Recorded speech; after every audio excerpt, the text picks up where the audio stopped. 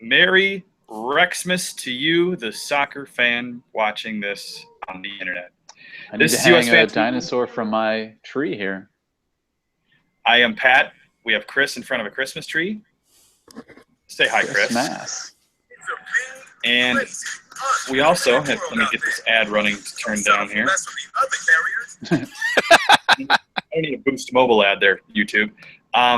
We also have TJ with us with a fancy new headset. Say hi, TJ. Good evening, everybody. Our most experienced TV member here is the one to play the commercial live on air. It auto played. So we're going to be talking about a fellow named Christian Pulisic, who today started a Champions League game against Real Madrid at the Bernabeu.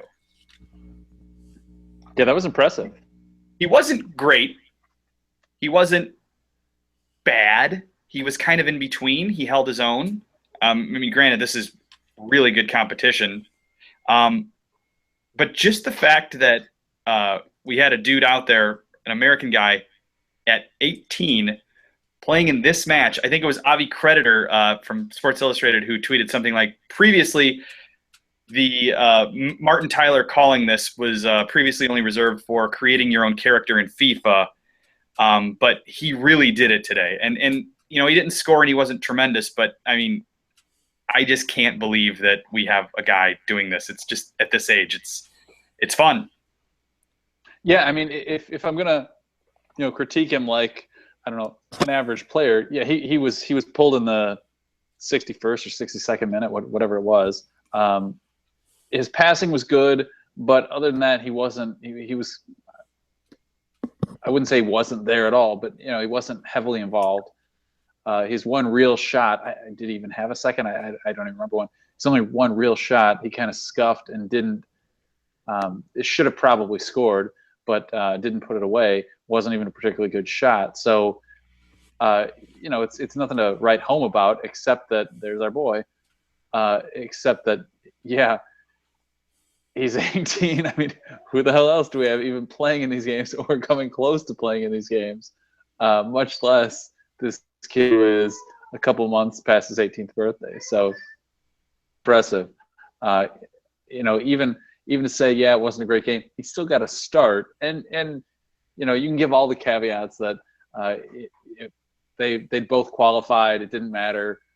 They were going to move on. So this game was somewhat meaningless, or at least without as much meaning as it could have had.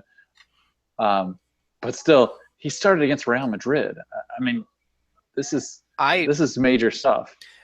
I'm just going to go out on a limb. I think Dortmund may have been sandbagging, only in the sense of I think they're all lining up to play Arsenal, but I'm pretty sure it's going to be Real Madrid or Bayern, like it is every year, that's going to get Arsenal in the next round. So I think that was their reasoning. Yeah, maybe. Don't remind me. And by the way, here's the thing that Dortmund tweeted out a few minutes before the game today. This is awesome. Just wanted to let everybody see that. That's on the we retweeted it on the USfanTV account. It's also on the Dortmund account. I just love that right there. Want to share that with everybody. I'm back. Did they take that while I've been wondering this all day? Did they take that while he was sitting in the cockpit of a plane, literally? Yes. Yeah. That photo came out. What's the original photo? Maybe just a child visiting the cockpit of a plane. Maybe he got wings. You know how they give you like wings when you're 7 yeah. and you go. So maybe that was it. I don't know. I don't know why. You would like some wings, yeah? Bring the American child up. But yeah. Small boy, you come sit in the cockpit. So, speaking of Christian Pulisic, this is one of the things that annoys me more than anything. Yesterday, there's rumors that come out about the two North London teams. I use teams lightly with one of them. Arsenal and Spurs could also be making a move for Pulisic, like Liverpool is. So I see this on an NBC News or NBC Sports tweet. Read their article, which links back to a Calcio Mercato report out of Italy, of course, because they would know. And it's like the fourth or fifth graph down, and it's one line that says Arsenal and Spurs could also be interested. There's no sourcing to it. There's no reason to believe that they have any reason to know this. But so what happens is you've got this stupid report from this Italian journalist, which should tell you all you need. Two words you don't often use together. No. Standards are lower on a lot of things in Italy. The trains don't run on time, and the journalism is Teams crap. don't play fair. Yeah. So I wake up this morning, I Google Arsenal Pulisic or Pulisic Arsenal or whatever, and it's everywhere. Like, legitimate news outlets are writing reports or reportedly. This drives me nuts. There's no basis for this. This is complete crap, and yet they've got everybody talking because they can, and they set out and accomplish what they wanted to do. It's ridiculous. Yeah, this is why they do it, and this is how they get away with it. I mean, really, some of it is the journalistic standards of Europe. The things that are that meet libel and bias and libel and slander in Europe are so far below the standards of, or so it's like the Wild West compared to the standards even in the U.S. So you can kind of say and do whatever you want, and once it's out there and people are talking about it, then anyone considers it free, like kind of open season to repost it, retweet it, to write their own story about it, use it as a source or a half source or whatever. So it's garbage. I don't even necessarily believe the claims. I mean, I don't know. Certainly there's some truth to it, just in the fact that if you're a decent team, of course you're looking at every hot kid out there. Anyone could be making a move for him. Yeah. I mean, hey, if the price is right, there's not a single team in the world who wouldn't take him. Like, come on, he's a really talented kid, and he's 18. You can probably get him cheap, or at least relative to the broader spectrum of players. Why wouldn't you try to sign him? Of course they're going to try. But that said, just because you have a scout at the game or something doesn't mean you're going to sign him. And I think that's where it comes into I think that's where some of the rumors come from. And I think once someone's spouting it out, I mean, they're so quick in Europe to cite all the rumors and to, boost the rumors or whatever, that I think it becomes kind of a snowball, and there's just it's out of control. Well, a lot of it. Oh, go ahead, TJ. I was just going to say the other potential is that it's somebody on his own representation that is spurring this along, looking to get more money from somebody. He's not, contracts there don't mean any more than the paper they're printed on. If there's somebody willing to buy him, they're willing to look at it, and if he can generate interest, he's going to get his guy a new deal with some more money kicked in. Why wouldn't he do it? Yeah, exactly. It could be an agent dropping his name and trying to drive up the cost because they know that Liverpool is legitimately interested, and seems like right now the only other logical landing spot for him if he were to leave, which I don't think he should. So, I think on Monday we discussed our thoughts on should he go. I think it's which is if you want to go back and watch that video, the answer is no, he should not go. But you could at least make a case for Liverpool. You can't make a case for much of anybody else. I mean, think about it. Tottenham's a step down from Dortmund. As you saw them crash out of the Champions League. And Arsenal has way too many attacking midfielders right now. They don't need another one. So Arsenal has other needs, but it's not that. So it just doesn't make any sense. MLS the one thing I would say, in terms of this team I hadn't even heard of previously, Tottenham Hotspur or something like that. They're complete, can I educate? They absolutely need a midfielder, an attacking midfielder. Their attacking midfielders aren't playing great right now. I think he walks into the starting 11 there. That's the one thing that he has going for him, or that they can offer him that even Dortmund can't. He may be a sometime starter. He may get a start in Champions League versus Real Madrid in a game that only half means something. But he goes to play for Spurs. He's playing probably he's probably right in the starting 11. So that's kind of the one thing that he has that they can offer. But yeah, if you ask me, no, I think it's pretty much the consensus view. Unless you're just trying to get paid, and realistically, hold on a couple more years and you'll get paid anyway. Stay at Dortmund. They're better at promoting their youth. It's just a better place. And Dortmund, let's face it, it's perpetually just a feeder team for Bayern to begin with. To kind of go back on that team Spurs, they're the ones that they play in North London, I believe. They're named after the basketball team in San Antonio, and their perennial Europa League team, right? Is that the one we're talking about? That is the one, yes. They have been known to finish third in a 2-horse race. MLS Cup is this weekend. It's Saturday on, and this is going to excite Chris. Big-time Homer Simpson Fox is going to be running this game, not FS1. Unbelievably. Very upset.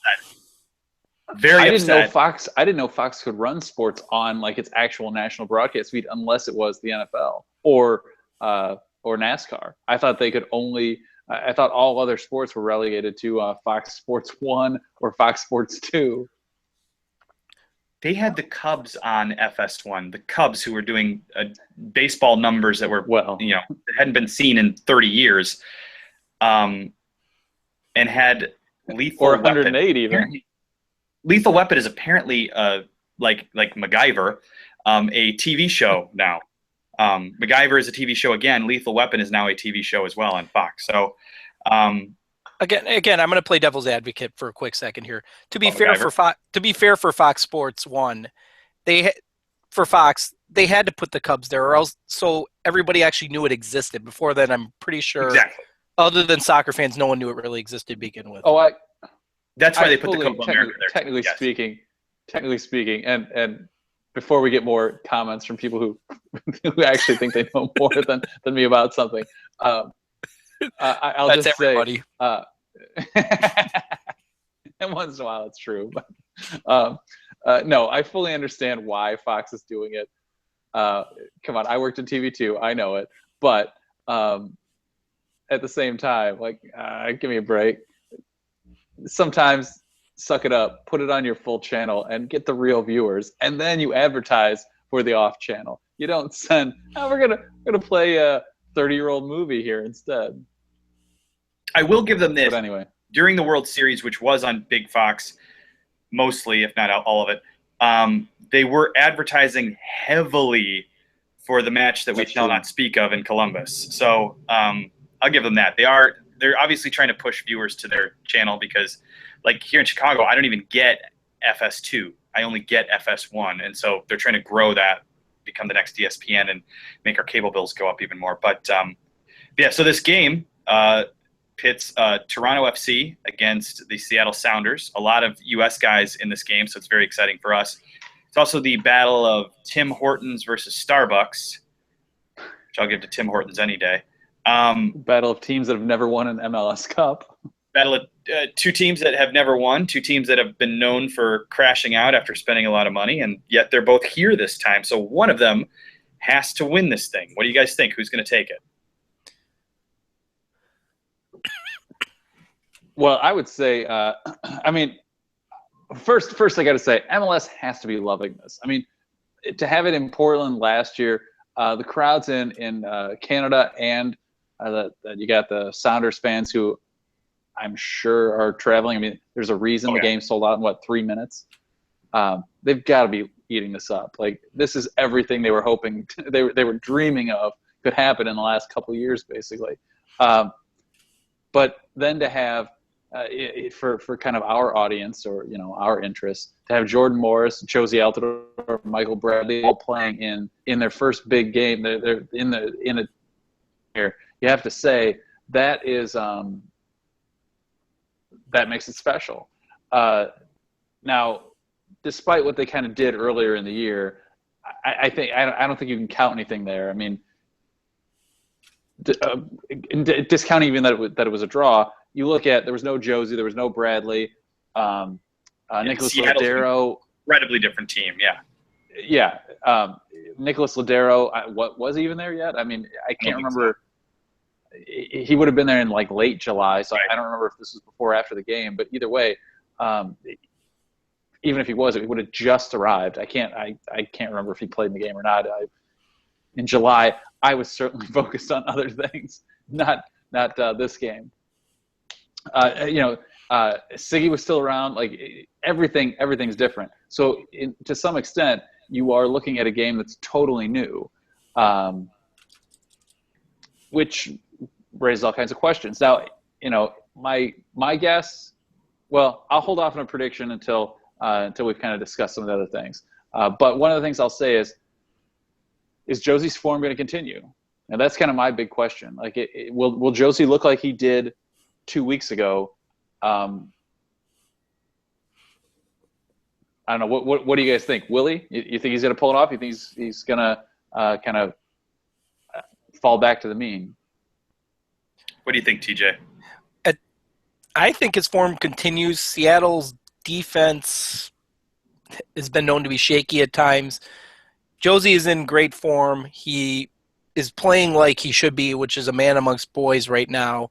At least his form has been in the playoffs.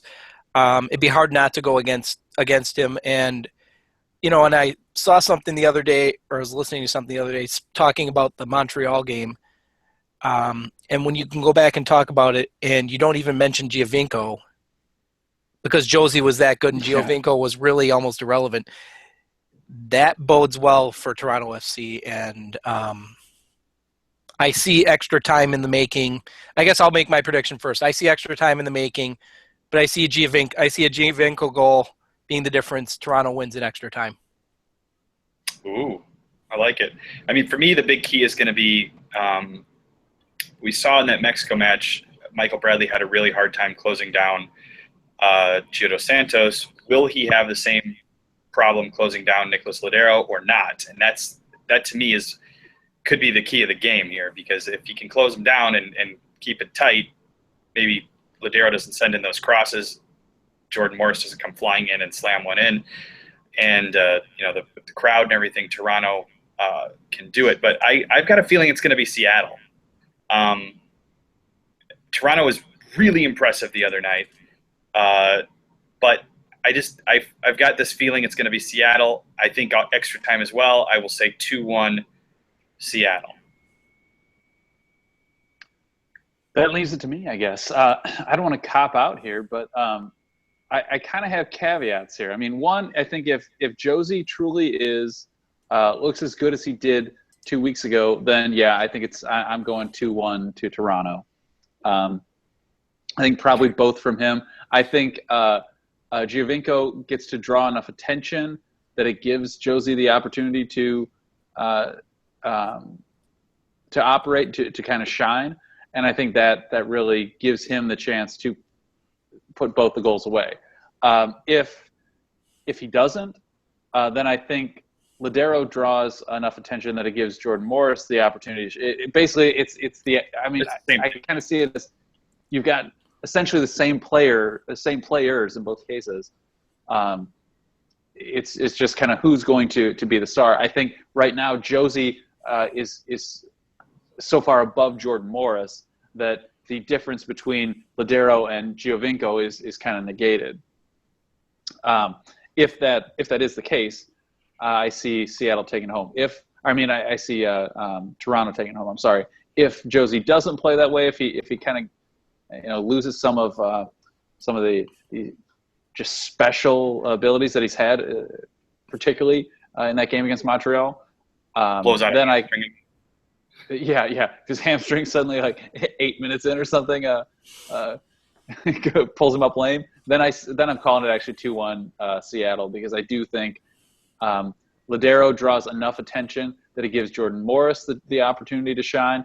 And I'm also part of the reason I guess I went against Seattle before as well, is with Morris's injury, I'm still not sure, will he be 100% or will he be enough, high enough percentage that he's kind of the energy, the excitement, just the build-up of the game really kind of overcomes the lack of ability he might still have from recovering from that injury. So we'll see. My take is if I just have to go with one, I'm going to go 2-1 Toronto. But I think it definitely hinges on Josie. If he doesn't, then I'll switch it the other way and go 2-1 Seattle. Way to couch it. That's great. I know. It was a total cop out. I would have gone first if I would have known that you guys were both going to come through with just one. It could go either way. You say. Ben, awesome comment. Morris goes off, scores a hat trick while only using his left foot. Well, I've got one more question for both of you about MLS Cup. If Toronto does pull off the victory, with the exchange rate being at what it is, do they get a full star in their jersey, or do they only get 3/4 of one? It's about 3/4, I think. Yeah, that's what's running right now. My question is, so with either one of these teams, you've got whoever loses kind of like the full nail in the coffin of, yeah, they can't do it. They'll spend a lot of money, they'll look good, they can get a lot of good players, but they just can't finish it off. Or have they both by reaching this point at least, have they kind of blown that open, and at least you can say, yeah, but come on, they still won it. They still made it to the championship. Even if they didn't win it all, they still at least made it to the championship. Well, then I think in the case of the Sounders, an argument could be made more that their longer-term future is better. They've had their coach for less than half season. Let's give them a full season with this roster. And remember, they're still missing Deuce. So yeah. That said, no, I think if Seattle, just by making it, they're setting themselves up for pretty good future and a pretty good run going forward. By the way, I think Deuce lightly worked out this week, which I think is just awesome. It's great to see. Like I've said many times, I don't care if he comes back as long as he's healthy and lives a long and normal life at this point with that heart condition. But just seeing him out there, he looked happy. That's great. Obviously, he's not going to play, but more of that. Hopefully the winner does him some good. One other thing about Toronto, I'm wondering, as a representative of Canada, if they're required to apologize if they win. Sorry? Did I have to say sorry? Eh? All right, what's next? The 48-team World Cup proposal by FIFA's new, soon-to-be corrupt president today. He wants to expand the field. Canada, do they get in if we have a 48-team World Cup? They may finally. The proposal is we go to 48 teams and have 16 groups of 3. And then it's unclear from there whether it's just going to be the winners of those 16 groups that go on to play in the round of 16, or if 2 of the 3 teams are going to advance and they're going to be full-on like NCAA style at this point, and it's going to be a 32-team round, then a 16-team round, then a quarterfinal. I can kind of get behind the 48-team tournament if we just have the group winners move on, especially since I think we'll be seeded because we'll be the host in 2026. But if we're going to go 2 of 3 advance, it just feels like, I don't know. The one thing it does do is reduces the number of games that each team would get, then 2 games guaranteed, which kind of sucks if you're going to travel all the way around the world to see your team and you only get to see them twice play. But I don't know. I could kind of see this. I know this is what we're going to end up doing, so I'm going to have to get used to it. But what do you guys think? Is this actually a good thing? No. My take is one, I assume it's going to happen. I mean, FIFA is, and notice I said FIFA. I still lay claim to that term, FIFA, not FIFA. It is FIFA. FIFA, we all know is up for grabs for small countries and corrupt countries. So this gives both of those. This gives both of those a better chance of making it to the World Cup. So I assume this is all but guaranteed to happen. Even with or without, well, before or after Infantino is busted for something, whatever crimes he's committed to the point that he gets finally arrested for, or at least kicked out. But So because of that, I guarantee this is going to happen. That said, I don't like it because it's not like the NCAA tournament where even if they went to, I don't know, 80 teams or something, there's a finite number there, but there's a certain level at which, as long as you can make it on the court, you have those nights where your 3-point shots just go in. And you could suddenly beat Duke or North Carolina or whomever happens to be number one that season. That's not going to happen in a soccer game.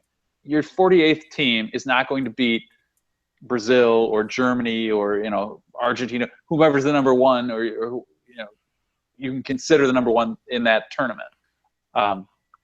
Yeah, sure, Cameroon beat Argentina in 90, but whatever. It happens once in a while, but not very often. So your best teams are going to move on.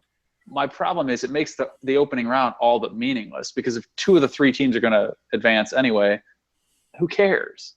You've already taken most of the risk out, so teams are going to play safe there. And then, I have the same questions. What happens after that? Because there's no explanation of, at least according to Infantino's plan, that there'll be 16 groups of 16. Is that what it was? 15 groups of 16 3? groups of 3. With that many, you're still looking at. Well, you're looking at wiping the importance of the opening round out. My point is, you're still looking at, like, I don't know, an awful lot of teams that are going to move forward. Do they go into a second group then? Do they go into groups of 4 after that, and then the best 2? How do you, or does it go straight to a knockout round from there? Because then the problem becomes, what if the best 4 or 5 teams or something in the tournament all end up in roughly the same bracket, and now they're knocking each other out, while, I don't know, Costa Rica and Hey, Slovenia. don't knock Costa Rica. They whipped our ass. yeah, true. Right now is not the time to bring them up. But I was just thinking of somebody who kind of came out of nowhere in the last tournament, who I think a lot of that was luck of the draw.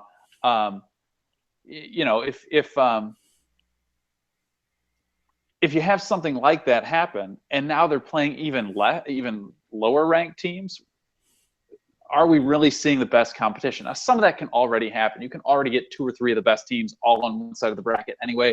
It just occurs. Whatever. It's always going to happen. But I think this is making it. The way I look at it as, maybe this is negatively, but the way I look at it is, this is just increasing the chance of that happening. And to me, that you're ruining the end product. Yeah. Part of me, I tried to look at this with an open mind, and part of me likes the idea that, hey, there's extra teams there. There's going to be fans from more countries there. It's going to be a bigger party. Right. There's more stuff going on. There's more people to have crazy things happen with, whatever.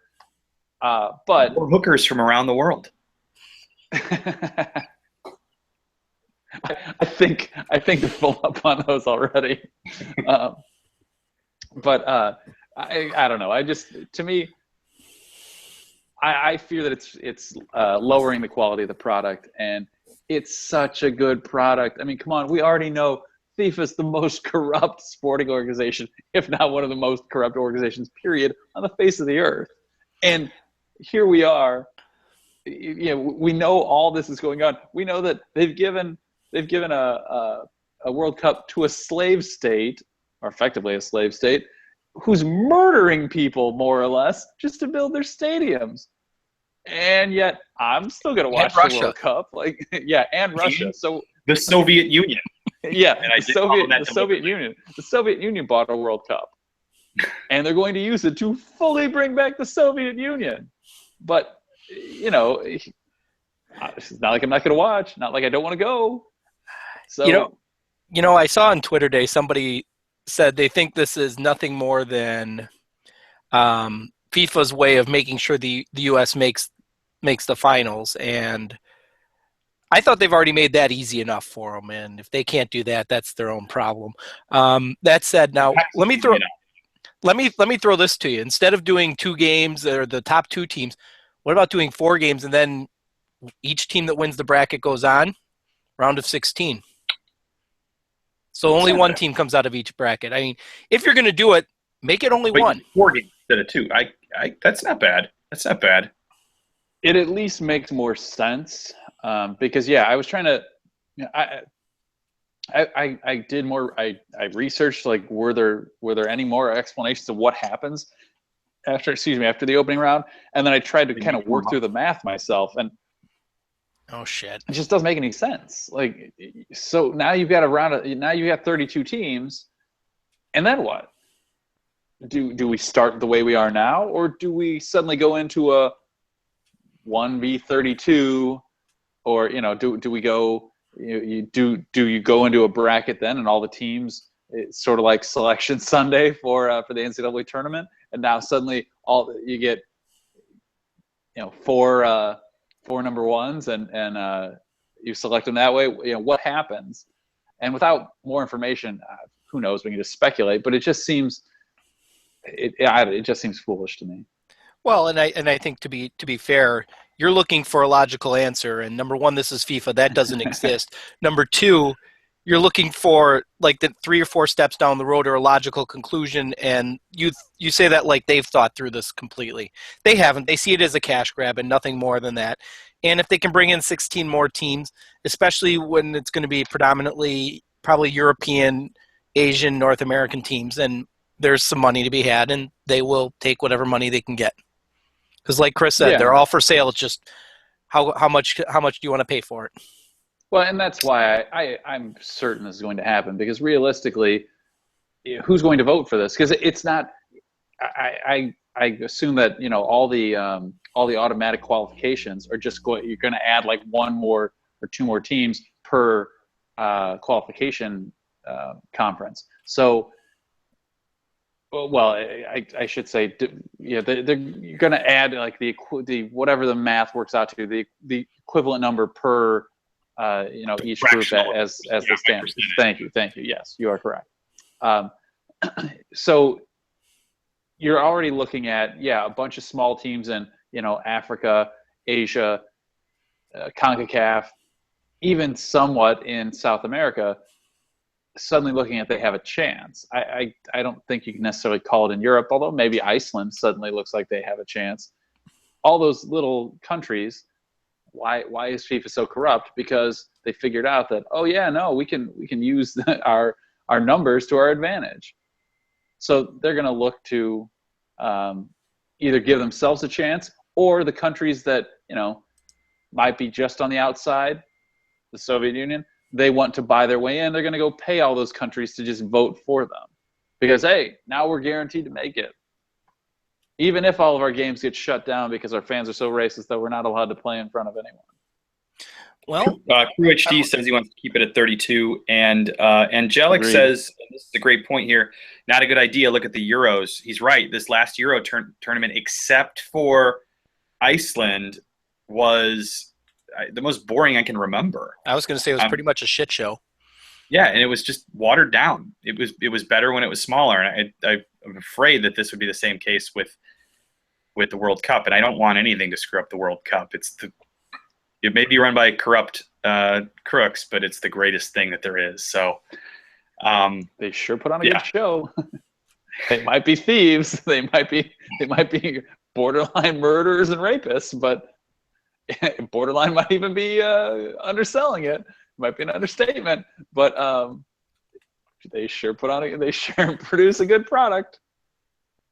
They stole hurricane relief money for Haiti. Yeah. Or earthquake, whatever natural disaster it was most recently. They stole that money. How else were they going to fund 5-star hotels 7 nights a week when I could go stay at my own home, but not going to.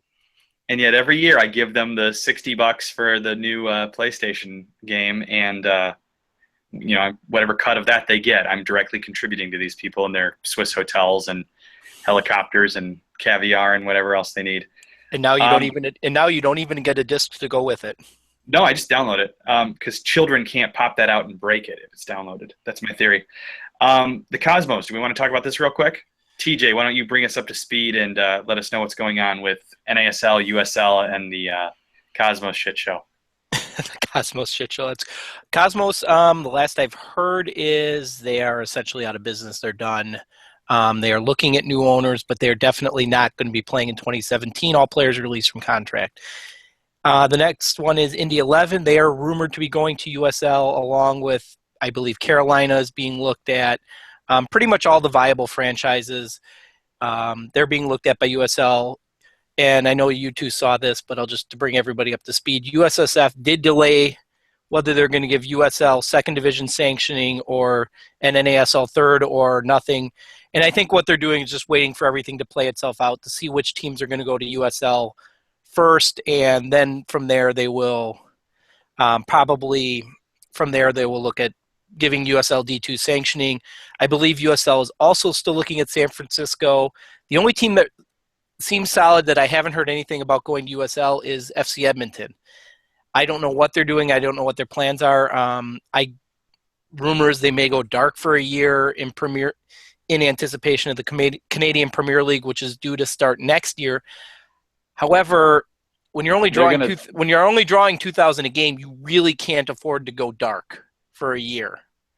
They're literally gonna take off, eh? Hey. Also this week, Carolina Railhawks are now North Carolina FC, I believe, and they have funny MLS ambitions. It looks like the Lone Star beer can, their new logo. Never thought of that, but that's good. And then the other team that has announced they have MLS ambitions other than FC Cincinnati, and they're treating Don Garber like he was the Pope, was the Tampa Bay Rowdies. And they are the one team I will say out of that have announced their new ambitions. I would love to see go to MLS only if they build the stadium the way that is drawn up in that picture with the view of that would be absolutely phenomenal. And their history, and they do draw relatively well, all things considering. If I had to, other than Cincinnati, I think FC Cincinnati has kind of put themselves in a good spot, but I would say Tampa Bay is the other team I think up front that looks like they have a solid shot. And I was listening to a podcast today that Taylor Twellman was on, and he was talking about FC Cincinnati joining MLS. And you start looking at it. Well, Cincinnati's close to Philadelphia. It's not too far from Chicago. It's obviously got a rivalry with Columbus. It's not too far from DC. Now you've got where visiting fans can go, may go. And now you start looking at going, and if you bring Indy in at some point, now you've got it where it's closer to the English game in the sense of they really don't like each other because their towns are close and that kind of thing. So just a couple of thoughts on that one. Yeah, I mean, it'd be cool to be able to make more road trips. It's right now we can head out to Columbus. I know from Chicago here. I know Fire fans go to Toronto and KC, but adding in Minnesota, and then if Indy were to come in, if Cincinnati were to come in, and that's a tremendous organization, by the way, in Cincinnati. They're doing really awesome things. You're exactly right. You're starting to kind of tighten up that little bunch and make it more viable and create more actual real rivalries. St. Louis as well. I forgot about that one. And as I see Crew HD videos, thank you. I forgot about that. That FC Montreal 2 is gone, and Ottawa Fury are going to be Montreal's USL affiliate, and then OC Blues looks like they're going to be tied in with LAFC, which both make a lot of sense to me. I'm a bigger fan of using a team close by as your USL affiliate, like Chicago does with St. Louis, but not with a 2-team, because a 2-team nobody goes to see. But if you have it in a neighboring town or something, you can kind of cross market, and maybe you'll get some people that'll go see both from there. Yeah, Chris, what else? So have we covered everything? I think we've probably covered everything at this point. Yeah, I think we hit everything we were going to. I'm trying to make sure we didn't leave anything off the list, but yeah, I think we've hit everything. I don't see any new questions. Now Parkhurst is going to Atlanta, according to Crew HD videos. I hadn't seen that one. The LA Galaxy of the South. Quite the little thing going there. And maybe the LA Galaxy aren't even going to be the LA Galaxy anymore with the way they're cutting salaries left and right. Like, They're going to guy. be the Chicago Fire of the West. They might have to be. And Ethan Horvath is going to Bruges as well. I did see that today. At least I heard a rumor about that. I shouldn't be spreading rumors without actually checking into it. But was it from an Italian journalist? yeah, I don't do that. Just no. Trust me, it's a good. It's not a good. Don't. It's not. Thanks, Borat. I like you.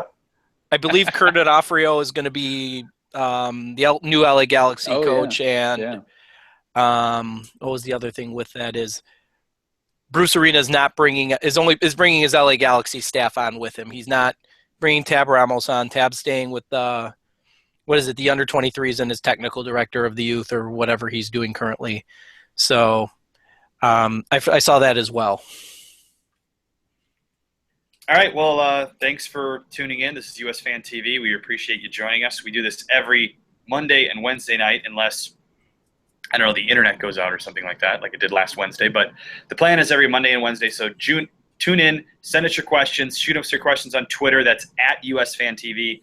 In the meantime, I write lots of stuff. Chris writes some stuff for the website, USfanTV.com. Go there and check it out. Like us on Facebook. Do the Twitter. Subscribe to this. All that stuff.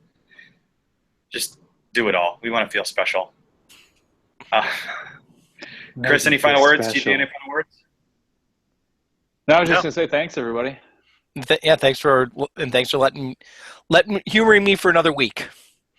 The headset's a good look, TJ. We like it. All right. See you guys. Have a good night.